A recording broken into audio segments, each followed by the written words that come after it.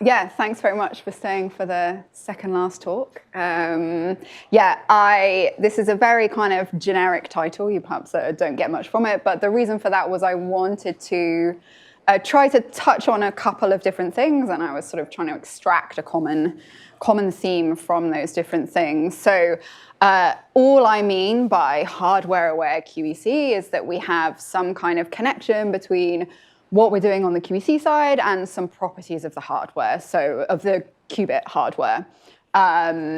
So that could be the way it influences how we do syndrome extraction, the code we use, the way we do logic. It could be the way we do decoding. And obviously those decoding and code and logic are also linked together. This is also very much kind of on the theme, I think, of what several other people have spoken about too.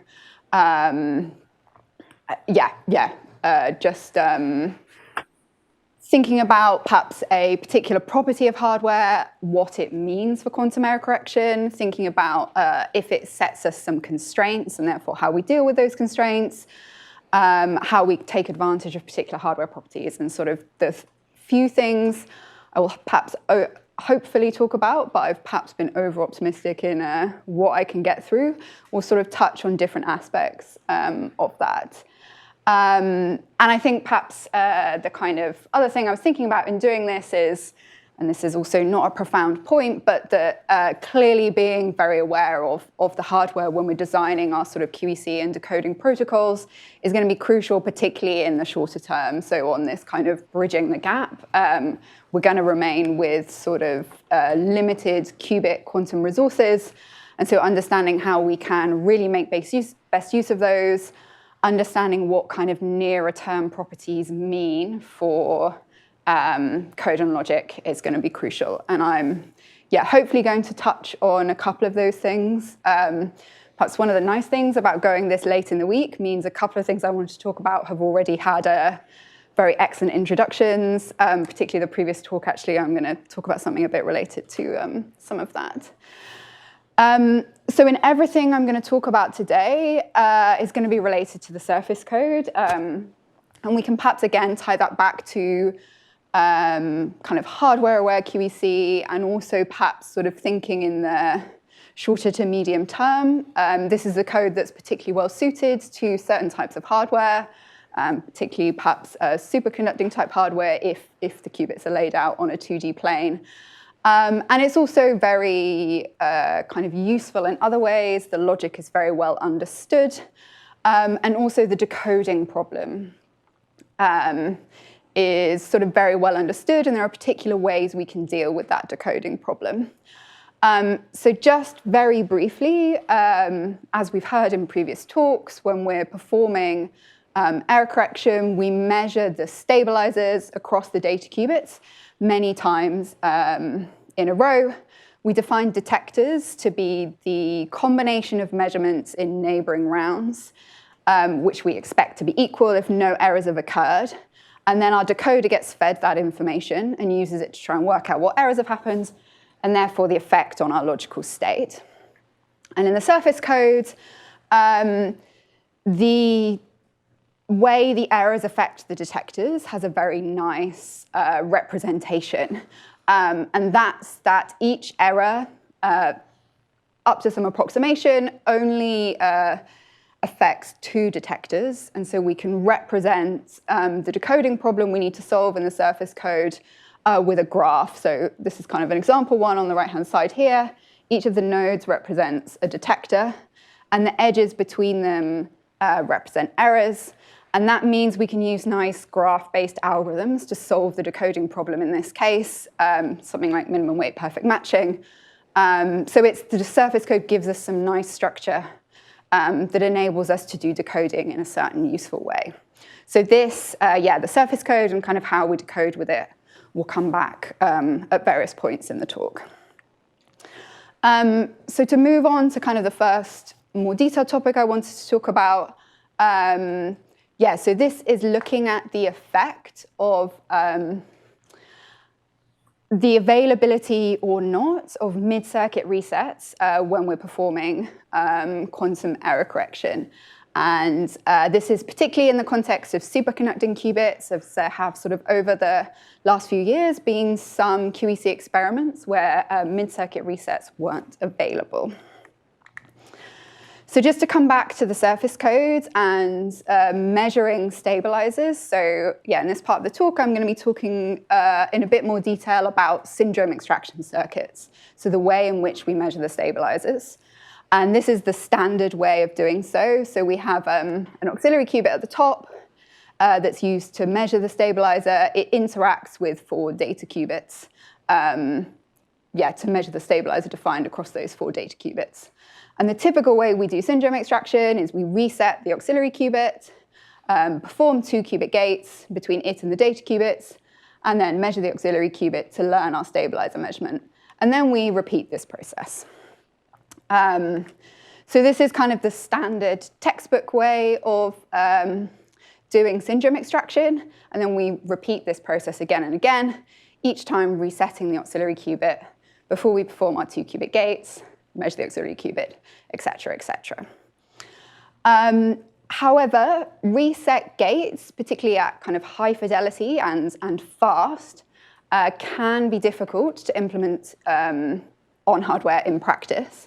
And so it could be useful to consider sort of other ways of doing this syndrome extraction. So one option is, instead of doing this kind of hard reset that always returns the auxiliary qubit to the 0, is to apply a bit flip based on the previous measurement result. So if we read a 0, we'd do nothing, we're already in the 0 state. If we read a 1, we'd apply an X gate to flip back to the 0, and then carry on. And what we can actually also do is not have any resets at all. And the reason this works is that this kind of no reset case, so we just measure, then carry on with syndrome extraction, is equivalent to the conditional reset case. But instead of applying these X gates actually on the hardware, we can just kind of keep track of them in our heads, in software, and keep track of sort of which measurements it would flip. So what this means is I'm not going to think about the conditional reset case any further, because it's equivalent to the no reset case, but with additional 1 qubit gates. So there's kind of, no advantage to doing it. So in the rest of sort of this part of the talk, I want to talk about kind of some of the differences between the unconditional reset and the no reset cases. And to do that, it's useful to look at kind of a chunk of the decoding graph in the 2 cases. So on the left-hand side, this is kind of a segment of the decoding graph if we just look at measuring a single stabilizer. So we have our detectors, which are the nodes here, and then the edges between the nodes. And those edges correspond to measurement errors. If we have a measurement error, we'll flip the detectors on either side of it. But what happens in the no reset case, as shown in this paper, is the structure looks a bit different. So we still have the nodes, we still have the edges between neighboring nodes, but we also have these edges that go between detectors 2 rounds apart. And this comes about because there are kind of 2 kinds of measurement noise which are equivalent in the unconditional reset case, but have different effects in the no reset case. So the sort of 2 ways we can have a measurement error are we can flip the auxiliary qubit itself. It could have an error on it.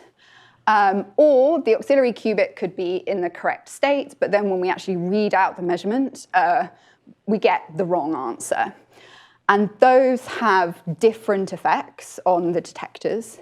So the ones that come from kind of reading out the incorrect answer leads to these edges that go 2 rounds apart. As I mentioned, kind of the motivation for thinking about this is that over the last few years, there'd been, so this is particularly thinking about sort of QEC experiments on superconducting qubits with the surface code. There've been a mixture of experiments run that either do use reset, so use the unconditional reset scheme, and some that don't do reset, so use that no reset scheme to perform syndrome extraction. So this motivated us to look in more detail at the effect of the two schemes, and in particular, thinking about how they affect logic. So yeah, we wanted to look at the effect of those reset schemes on kind of the real operations you'd be doing on a superconducting quantum computer, doing calculations with the surface code. And kind of the sort of fundamental components of that would be quantum memory and lattice surgery in order to interact the qubits. So these diagrams here, if you were in Austin Fowler's talk yesterday, are exactly kind of examples of the pipe things that we saw yesterday. So starting with quantum memory, we have kind of the logical qubits in the plane. We perform syndrome extraction for some number of rounds, moving upwards through time. And we have a logical error if we have a string of errors that crosses the qubit from one side to the other. In lattice surgery, we can have, those same kind of logical errors, but we also can have logical errors that come from the kind of horizontal part of the pipe. So in this case, a string of errors running from top to bottom of this horizontal pipe. And so the logical errors in the two cases look a bit different. So in what we looked at, we didn't look at sort of a full lattice surgery experiment, but instead the stability experiment, which is basically the kind of horizontal chunk of this. So you can view sort of quantum memory and stability, exactly in the kind of pipe way. One bit is the vertical pipe, so that's quantum memory, and stability is like a bit of a pipe that runs horizontally. And in both stability and lattice surgery, in this, this part of the lattice surgery experiments, the distance of the code is given by the number of rounds of syndrome extraction you perform. That sort of gives us the amount of protection you have in the same way the distance of the code itself does in quantum memory. So yeah, we wanted to look at both quantum memory and stability in the context of these two types of reset, the unconditional reset and the no reset cases. And there are both kind of some theoretical results that are relatively easy to see, and then we sort of supplemented those with numerical results as well. So as had previously been observed in the literature, and it's consistent with our results, we don't expect the reset scheme to have much effect on memory. And that's simply because the sort of key difference between the decoding graphs here, the fact that our edges, we have these additional edges that jump 2 nodes, it doesn't really have an effect on the kinds of logical operations that we can see in quantum memory. However, and perhaps, this is kind of relatively straightforward to see, in a stability experiment where a logical error is a string of errors running top to bottom, the addition of these edges that go between nodes 2 rounds apart means it's much easier to have a logical error.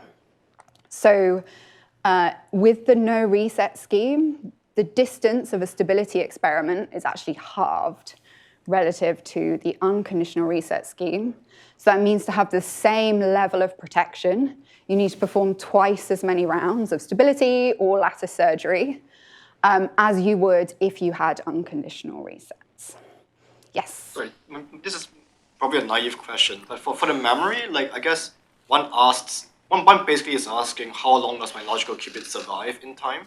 Yeah. What is the question you're asking for the stability experiment comparison?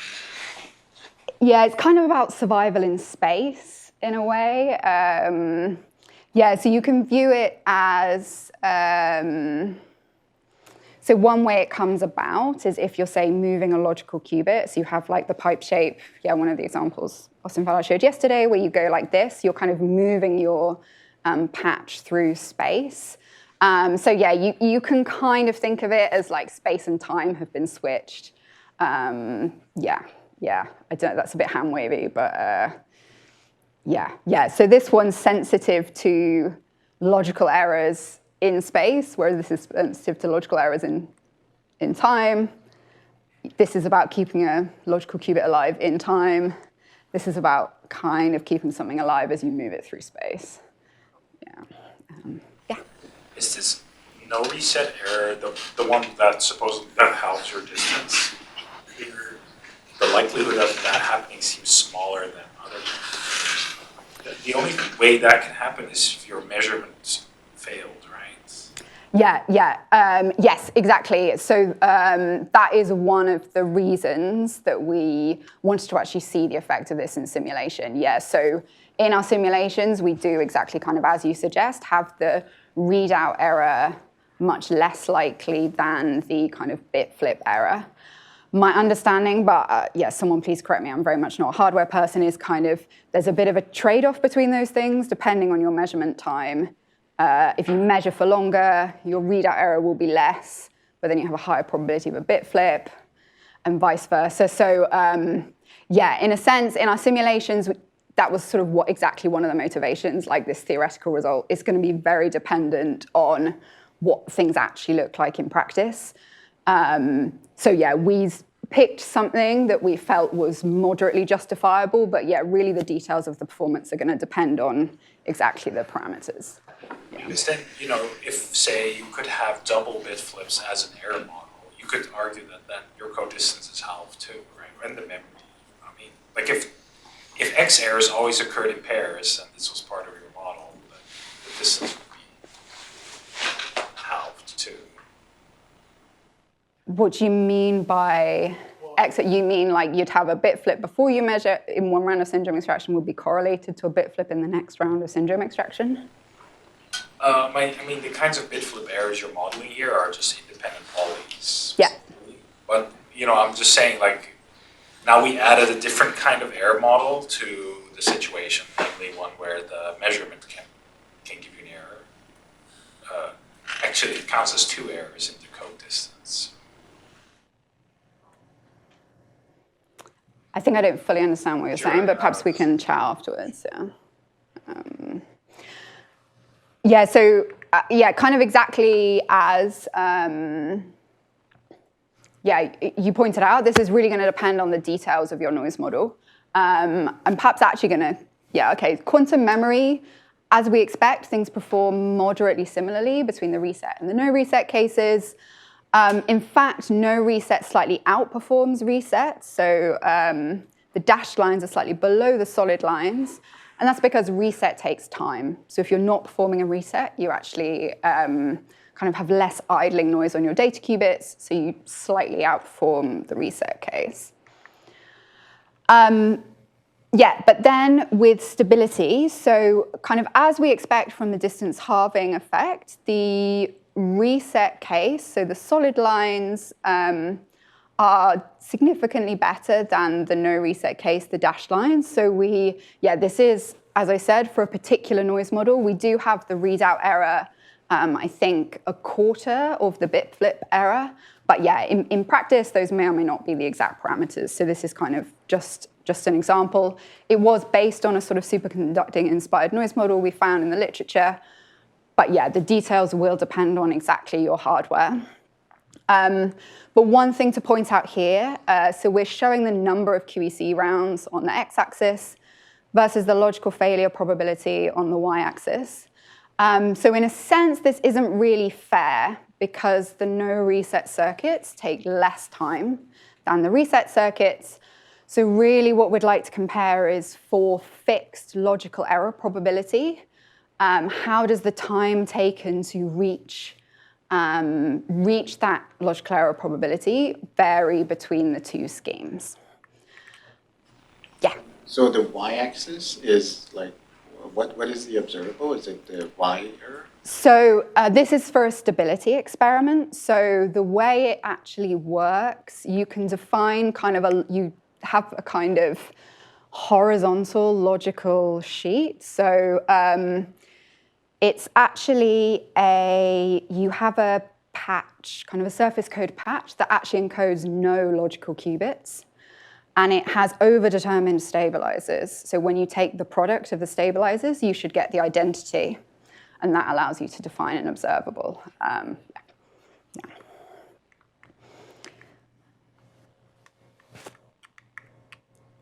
So yeah, as I mentioned, what we really care about is the sort of, how long it takes to reach fixed performance in the reset and the no reset cases. And so this is exactly what we're showing on the right-hand side here. So if we're above the dashed line, the no reset case is better.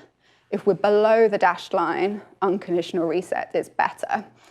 And so what we can see, we're showing 3 different reset times and taking different physical error probabilities, that at fast, high fidelity resets, unconditional reset is better. But actually at either longer resets or kind of a more noisy hardware, no reset can actually be better. So this is despite the distance halving effect, just the fact that the reset takes time and can be noisy actually means that in kind of perhaps nearer term, noisier hardware, it may be that the no reset is better. Yeah. Assuming that you're finding this T reset time in reference to some T1 time, you're also assuming, right? Yeah, we have that fixed. Yeah. What is the T1 time you're using there? Good question.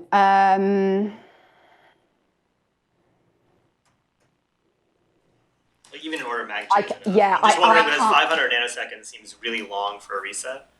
So like, but if you're assuming much higher T1s, then maybe.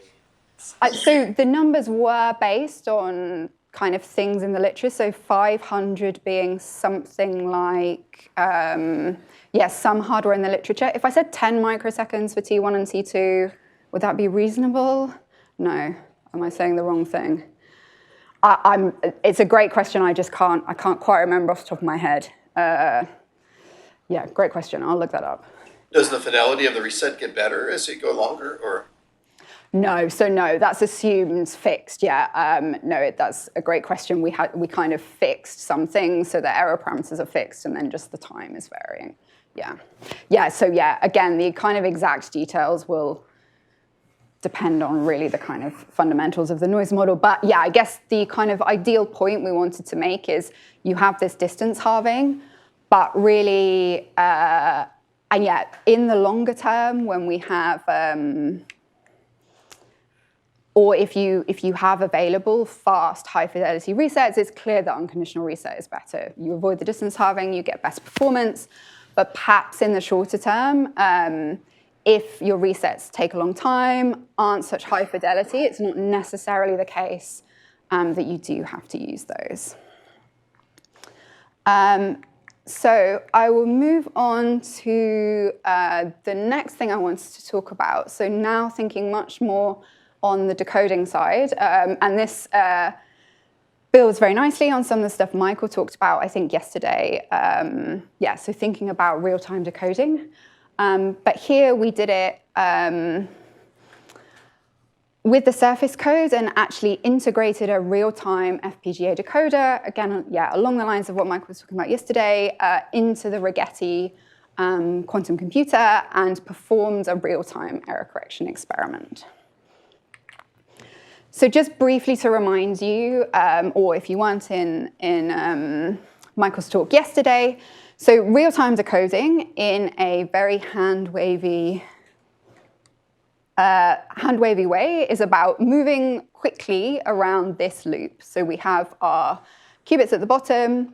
We generate some data from performing syndrome extraction. We want to decode that data, work out the corrections needed, and as appropriate, feed back to the quantum computer. If we're only doing kind of Clifford gates, we actually don't need this real-time feedback. We can decode once the experiment's finished, we can decode over the weekend and work out how that affected our logical measurements.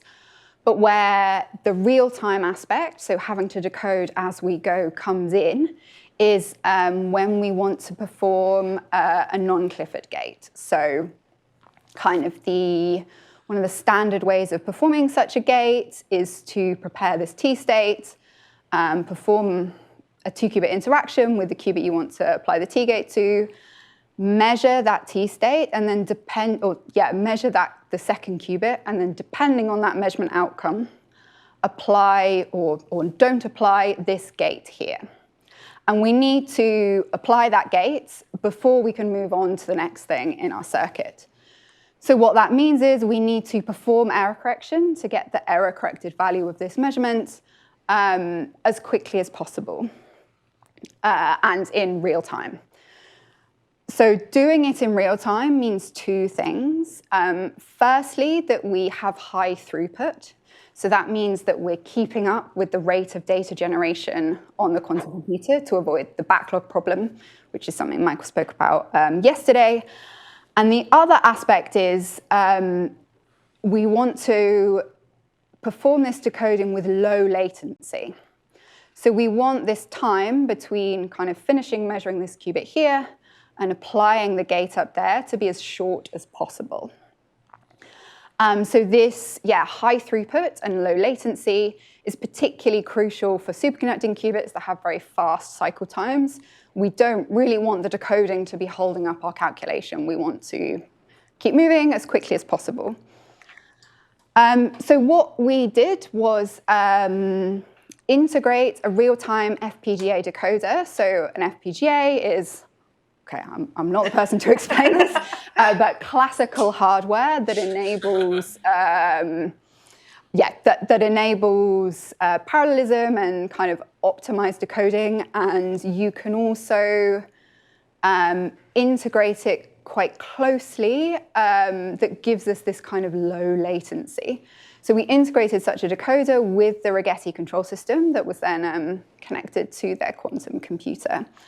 And we ran a small quantum error correction experiment in real time. So the very small experiment we ran was actually one of these stability experiments. So here perhaps it's easy to see that. So we measured these pairwise Z stabilizers across 4 data qubits. And you can see the product of them should be the identity, and that's what gives us our observable.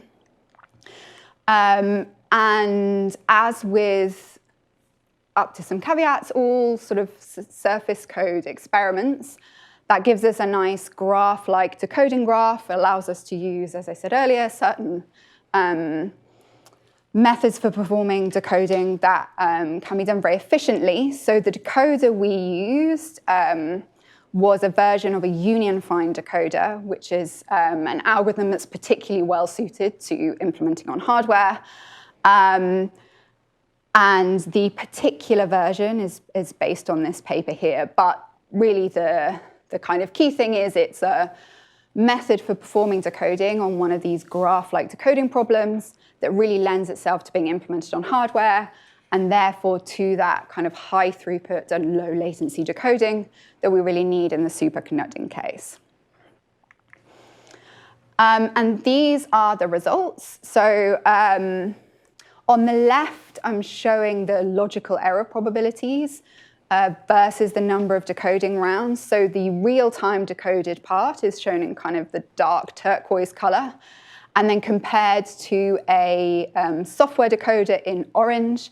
And we can see there's good agreement, so that means that the decoder is performing as expected. And then on the right-hand side, I'm showing that mean decoding time per round. So this is what we want to keep up with the speed of data generation on the superconducting computer. Typically, we think of that, the sort of syndrome extraction round as being approximately 1 microsecond.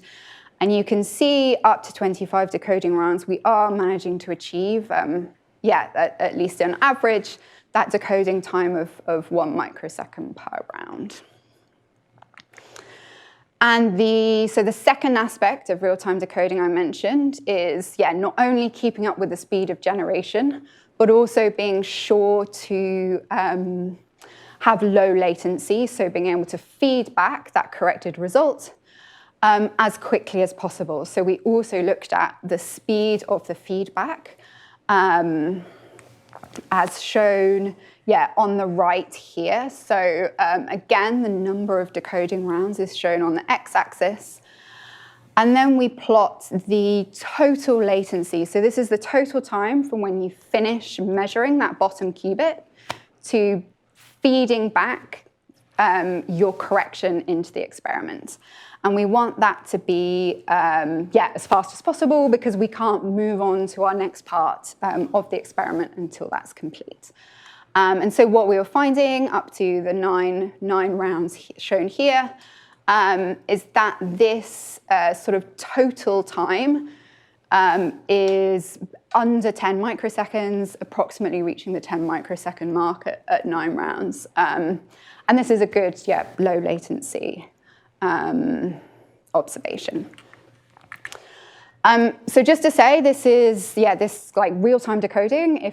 If you know, Riverlane is very much kind of one of the key things that we work on. So this kind of small single decoding chip integrated in the Rigetti system is like our first milestone, and we're sort of continuing to work to build on this. So that chip was just designed for kind of a single one-off experiment, but obviously looking forward to running real calculations, eventually heading towards to running useful calculations. You'll need to be able to decode many qubits in parallel. And also a big part of the problem is kind of manipulating and routing the data. So that means we're sort of moving to building kind of a full decoding system. So not just kind of single chips integrated with the control system, but a full system to perform the decoding in real time. So finally, I wanted to talk about something that's incredibly relevant to the previous talk. So thinking about decoding transversal logic gates in the surface code. I think talking about a slightly different approach to one of the things Madeline spoke about towards the end of her talk, which is actually the process of decoding these transversal C0 gates between two surface codes, and in particular decoding them within longer circuits. And I think this is, kind of a very nice example of the interaction of this triangle. So one of perhaps the challenges of hardware like neutral atoms or trapped ions is they typically have a slower syndrome extraction, a slower cycle time than devices like superconducting. But then they have a strong benefit, which is that you can rearrange the qubits, reconfigure the qubits. And transversal logic is a nice way to take advantage of that reconfigurability. And as Madeline showed, you can then, you need fewer rounds of syndrome extraction to perform your logic. And so that does go some way to countering the effect of the slower cycle time. But the thing I want to focus on in more detail is the fact that this transversal logic causes kind of challenges for the decoding problem. And so I want to talk a little bit about some of our approaches to decoding land. This is exactly what we heard about in the previous talk. I'll just very briefly summarize to sort of remind you of the context. There are two main ways to do a 2-qubit interaction in the surface code. One by lattice surgery, which we've heard lots about, that typically requires D rounds in order to ensure we don't have a logical error. Or we can perform a C0 gate transversally by applying physical C0s between pairs of qubits in the two patches. And as was shown in the previous talk, there's evidence that this can be done in kind of a constant number of rounds, and that's exactly the paper we saw in the previous talk. But to achieve that constant number of rounds does come with decoding challenges. So really the key reason the decoding is more complicated in this situation is the way the detectors change definition when you apply these transversal gates. So I realize this diagram looks a bit complicated, so I'll try to talk through it moderately slowly. So we have two surface code patches here, and then we're moving up through time and just looking at a single one of the stabilizers. And then the red shapes are showing which measurements go into a single detector measurement. So when we're normally doing syndrome extraction, we measure a stabilizer, we measure it again, and we define our detector to be the combination of those two measurements. But what happens when we perform one of these transversal gates is you can kind of view it that errors sort of get copied from one patch to the other.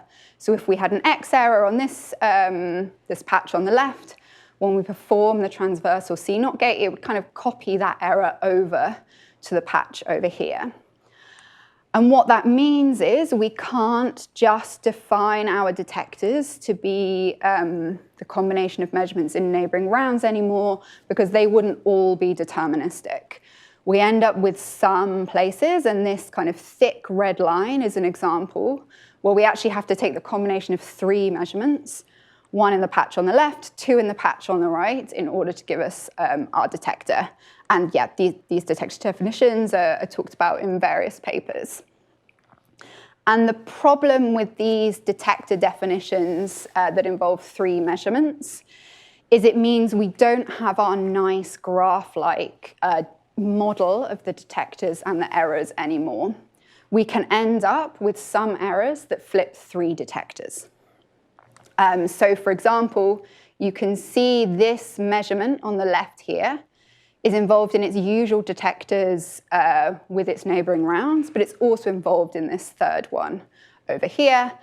And that gives us what we call a hyperedge in our decoding graph. So a single error flips 3 detectors. Yes? Sorry, another naive question, which is like, what actually is the problem with just the pairwise memory detectors, even across the CNOT? Because there are still +1s in the noiseless case, right? So they're like well-defined detectors? Or? No, so they're not. So if we tried to define a detector just between these two, okay, it slightly depends. So if say we had an error 500 rounds ago on this qubit and on one of the qubits here, so this actually we expect to have a value of -1, then the combination of these 2 measurements won't give us a deterministic detector. It does depend on this third one here. Because of the way kind of operators move through the CNOT, so we a sort of a Z on qubit 2 after the CNOT becomes a ZZ on the qubits before the CNOT. But I thought the definition of a detector is just that it must be +1 in the noiseless case. And as long as that's fine, it's a well-defined detector like basis.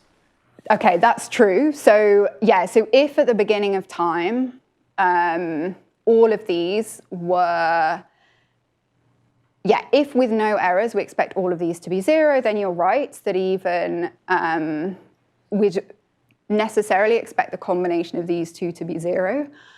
We'd end up with a very complicated pattern of detectors then. So it would mean if then there was an error on one of these qubits a long time in the past, it would flip these detectors all the way up here.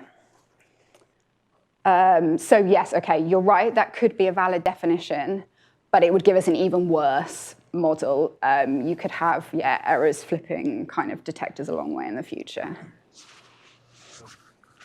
Yeah.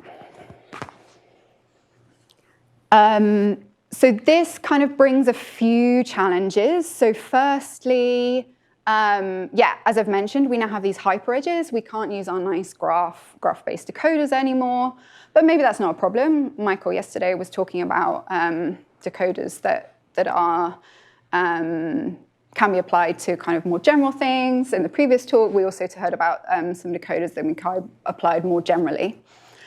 But there are also a couple of other problems. So firstly, you can see we've kind of coupled the decoding graphs of these 2 logical qubits together.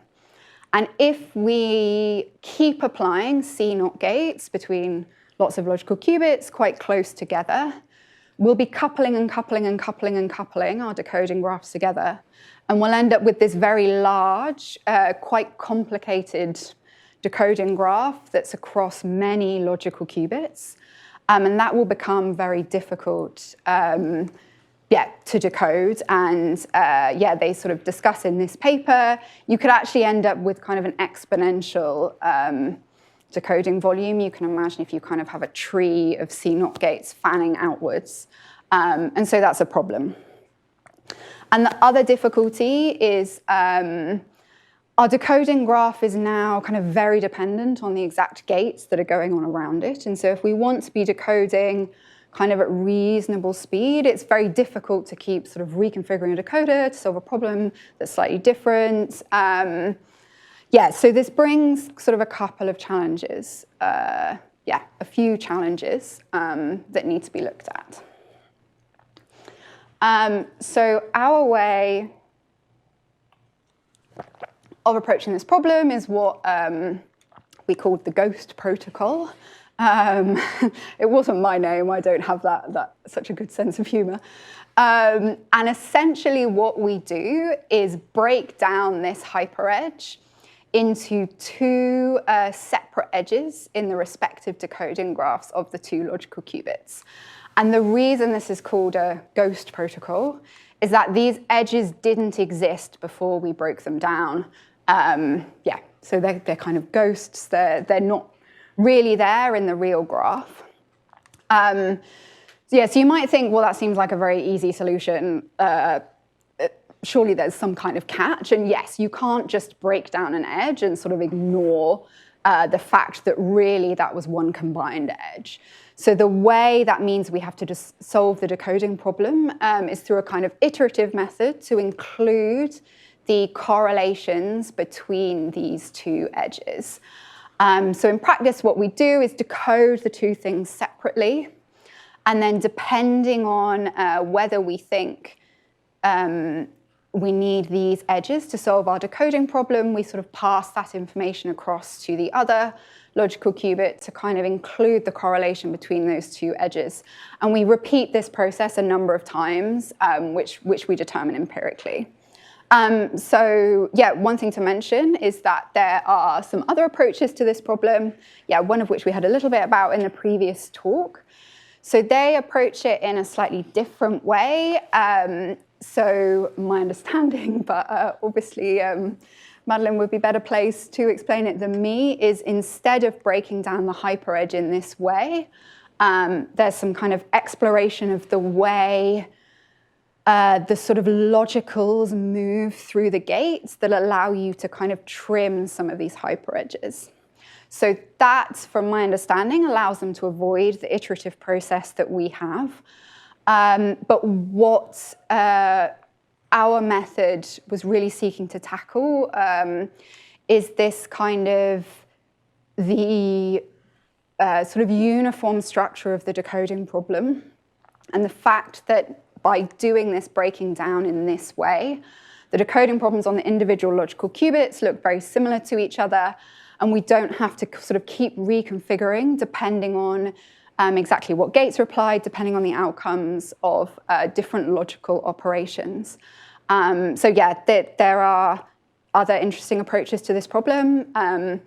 We went for this one because we were looking, to tackle this problem of not ending up with sort of a very bespoke decoding graph, depending on exactly what's going on. Oh yeah, sorry. Is there any iteration on like how you would break those down and why the iterative process would converge? So on intuition of how to break it down, I don't know if this is exactly answering your question. It's essentially just we have these edges that involve 3 detectors, 2 on this side and 1 on this side, and we literally just split it into 2. So so the iterative, convergence isn't actually a problem. So we sort of always, you end up with kind of a solution that solves the decoding problem. The iterative nature comes about by making sure we're kind of passing sufficient information between the 2 logical qubits to capture the sort of full hyperedge. And yeah, I should say like that lots of the details are sort of determined empirically, exactly what does and doesn't work. There is kind of no formal proof or anything like that. Yeah. And so we applied this method to some of the circuits we heard about in the previous talk. So these kind of long circuits with C-naughts broken up by 1 qubit gates, and looked at a different number of rounds of syndrome extraction between the 2 qubit gates. And what you can see is that, yeah, if we only have something like 1 round of syndrome extraction, we get this kind of turning up of the performance as we increase the distance, which is, perhaps not, or definitely not what one would like. But as we increase to only sort of a few more rounds, we get this much better performance of the blue line. And so this in kind of a, so this approach of sort of breaking it down into these blocks of logical qubits and capturing the hyper edges by passing information has given us this sort of regular structure of the decoding problem. It's also, because we've decoupled the logical qubits, reduced, means we don't have this exponential scaling of the decoding problem. And we're still seeing this good performance, suggesting you can get away with a small number of rounds between C-naughts. Very briefly. So, Ophelia, can I ask? Can you go back just 1 second? Just a quick, like maybe speculative question. As you increase the distance here, it seems that like each of these lines tend to diverge. So if you kept the distance going, would you expect the n=2 to diverge even more from n=3? Yeah, so that there is some question. dependence on the distance of your thing, maybe like a logarithmic. Yeah, I don't know. Yeah, I think that's a good question, and I think that is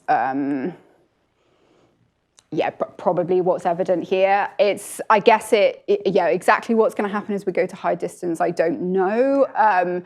I guess you would hope you're going to maintain a small number of rounds, but you're right, it's not clear that it's totally not dependent on the distance. I completely agree. Even then, like 3 rounds is tiny, right? Like, yeah. Yeah. Compared to D, like, which is going to be like 30, right? Like, yeah. Could you say again how your choice of how you're going to do the decoding problem changes your logical error rate? If you're solving equivalent decoding problems, then doesn't your logical error rate not depend on how you solve it? Or is it about how fast you can solve it? Can you say it, so compared to what, sorry? Yeah, sorry, you're showing us, I think, results for the GHOST protocol. But my understanding was that the GHOST protocol is just for solving the decoding problem. And how does that affect the logical error rate? So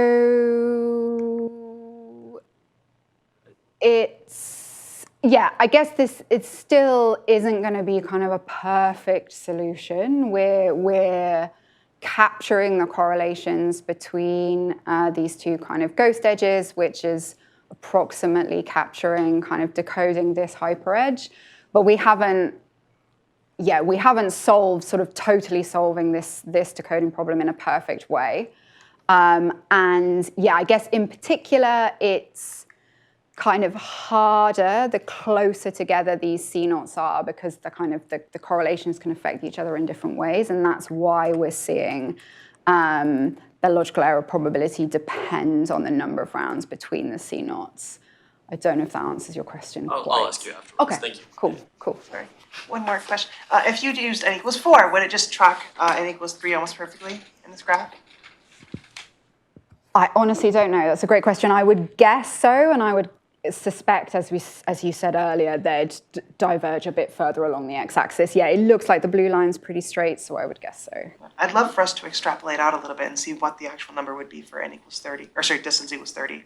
Yeah. Yes.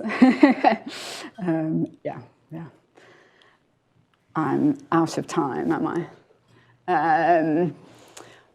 Yeah, there's a little bit more to this paper. I'm not going to have time to go into. If you're desperately curious, feel free to ask me afterwards. But perhaps, yeah, just to then kind of summarize, I just wanted to give, kind of a little bit of a flavor of a couple of different things and sort of particular hardware properties and how they affect the way we do QEC. And yeah, that was the three things.